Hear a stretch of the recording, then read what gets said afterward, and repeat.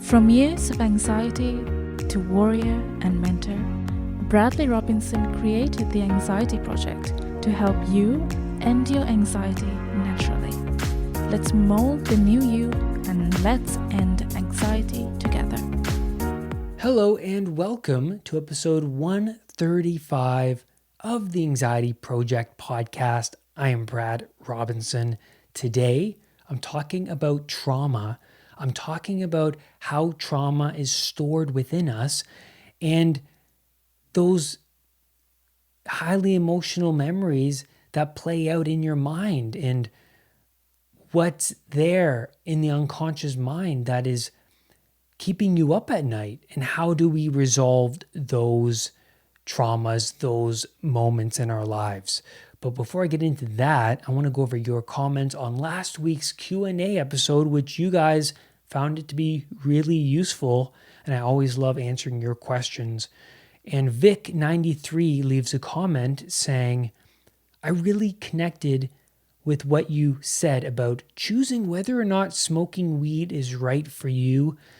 When I would go a day or two without smoking, I felt more in control over how I was feeling, and I enjoyed the clear-headedness. And that's one important thing to understand, whether or not something is right for you, is to actually stop doing the thing and see how you feel. It was only when I stopped smoking weed in my past that I realized, wait a minute, I just don't think this is for me. And then I stopped smoking. So I appreciate your comment, Vic, and I appreciate you sharing your story with us today. Fernanda V says, I enjoyed this episode. I am currently working on the desensitization process. It's no picnic, but the feelings of conquering your fears are amazing. William says, I always look forward to your episodes every week because they are helping me to rebalance my life and heal. Much love. Thank you for your comments. If you do want to leave a comment or share your story, please send me a message on unpluganxiety.com under contact. Send me your story and let me know if you want me to share your story on the podcast as well. And I'll ask you as well if you want me to share your comment. So I appreciate it. You can also leave me a comment on the YouTube version of the podcast. So today I'm talking about trauma, and I love this topic because we all have traumas. We all have stored negative energy that needs to be released. So how do we do that? Well, first, I want to answer the question, how do we store trauma? Encountering an event that causes strong negative emotion, if undealt with right away, will get stored within the unconscious mind. The negative energy will remain living within you. And that negative energy can cause all sorts of real health concerns. And you hear about energy a lot if you are looking into spirituality, if you're reading about spirituality, if you're interested in meditation, you will hear about energy. Energy, if undealt with, can get stored and will manifest itself in such a negative and harmful way. It can produce a lot of frustration, anger, resentment, bitterness within us. And, well, that needs to be resolved. The reason we hold on to this negative, highly emotional event is so that we do not encounter this threat again in the future. If you do not fully understand what happened in that event and resolve the issue, it will continue to play out in your mind. You can think of it as a safety mechanism naturally built in us all. Have you ever wondered why when you're sitting on the subway or when you're driving your car or just sitting with your family, you remember an embarrassing moment or a highly emotional moment from your past and you relive it for the next minute or two. You can view this experience as a sign from your unconscious mind. This is something you need to resolve, so pay attention. That's what your unconscious mind is saying. This is something you need to resolve, so pay attention to me. But most of us are not taught how to resolve them, so we just repress them. We just ignore them. We get caught up in the memory. We get caught up in that mental movie, and then we push it away and we come back. And it usually plays out in your mind as a short movie. You can also look at it like a GIF. You know those GIFs that you send your family and friends on social media, those 3-second clips that replay and replay and replay?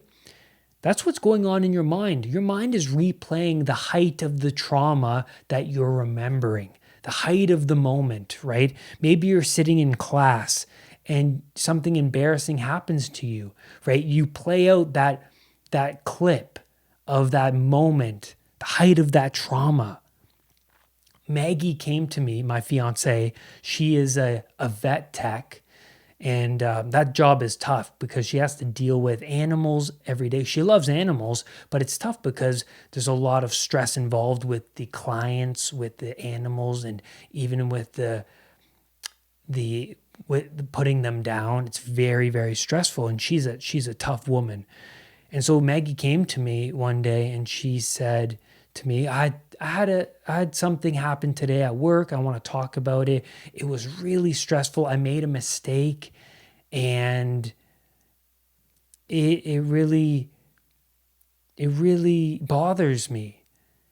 And she's fairly new at the job, so she's going to make a lot of mistakes. And she wanted to come and talk to me about it. And I told her, yeah, you're going to relive the mistake over and over and over again until you sit with yourself and you figure out what happened. You go through the event in your mind. What happened? What mistake did you make? If you were to relive the experience again, what would you do instead? What would you say instead? How would you act instead? And so Maggie was like, oh, that's such a relief. Thanks for helping me. And I'll do that. And I do that with myself all the time. If I make a mistake, if I say something I regret, or if I, say something that makes me feel weak and and it plays out on my mind, I'll go home and I'll sit with myself, or I'll sit with myself in the car and I'll say, okay, what happened? Yeah, this is what happened. Yeah, it was kind of embarrassing. And, I felt this and I didn't like that. And what would I do instead in that moment? Well, I would do this instead. And okay, well, once you figure out what happened and what you would do instead, you resolve the issue. So your body can finally let it go. Some of us have traumas so dark that they are pushed deep within the unconscious mind. But the energy is there and it's with you every day. You may feed that energy. You may feed that beast with alcohol, drugs, food, materialism, video games. That's coping. Constant coping that leave people dependent on these band-aids to feel good. But it doesn't mean you're living with peace and love. It may make you feel good, but you're living with this dependency. There is this unresolved energy that is sucking the health from you over 20 years, or it could be the rest of your life. And then you can also ask the question, if I repressed a traumatic moment, how can I bring it up to the surface? Well, First of all, deal with the traumas that you can recall. Start small. Work your way up to the more traumatic moments.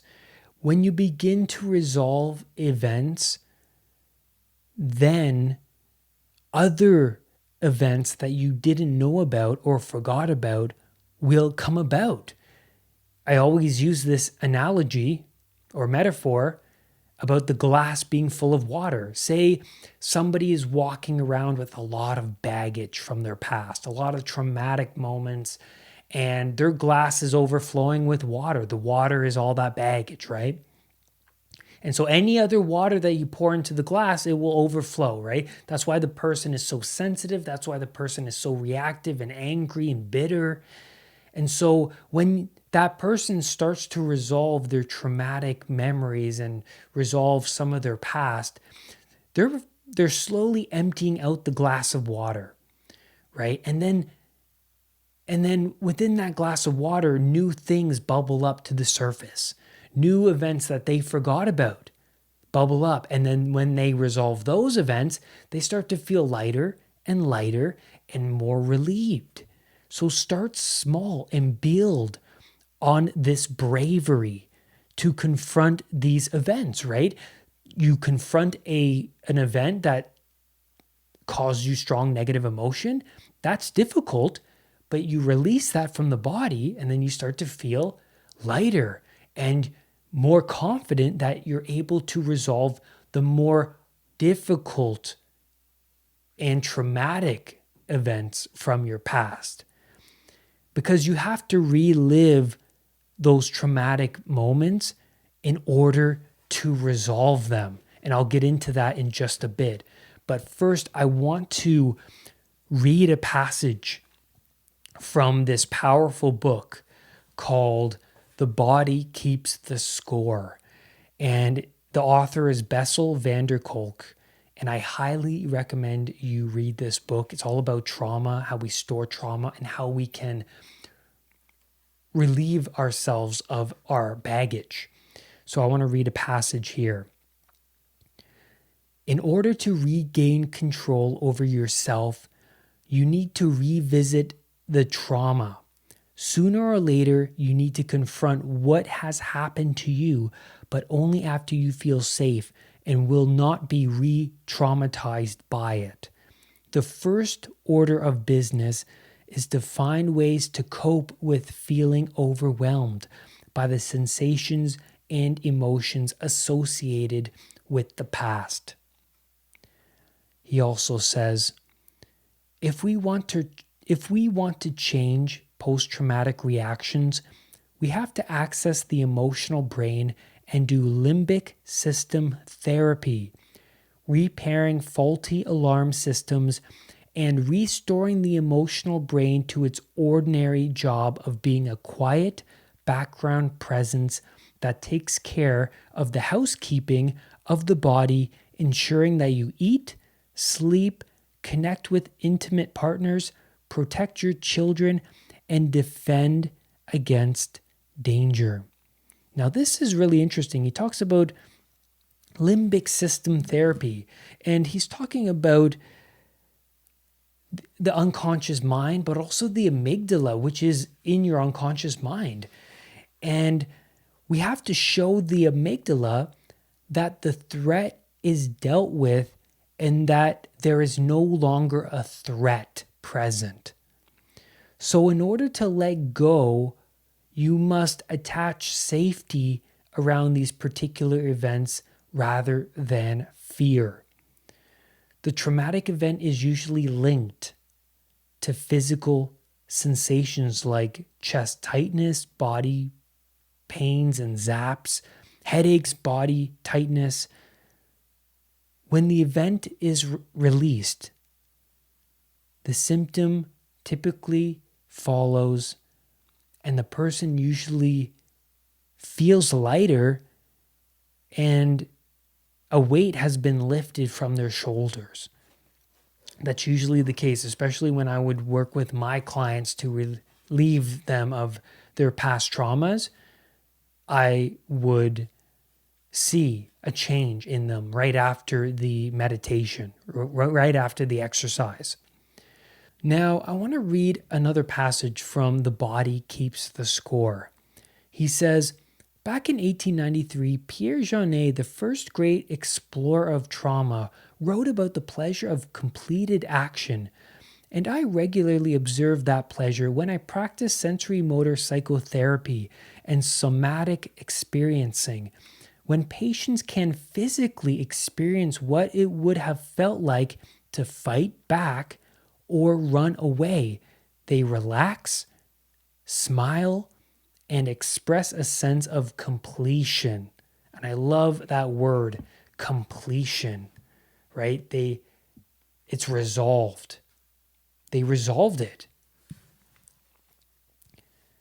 And when these exercises are taking place, when I do them with my clients, or when you do them at home, typically what happens is that it's sort of like a meditation, right? You're sitting there with your eyes closed, and the person guiding you, perhaps myself, I would bring you into your safe zone before we revisit the trauma, before you revisit the trauma.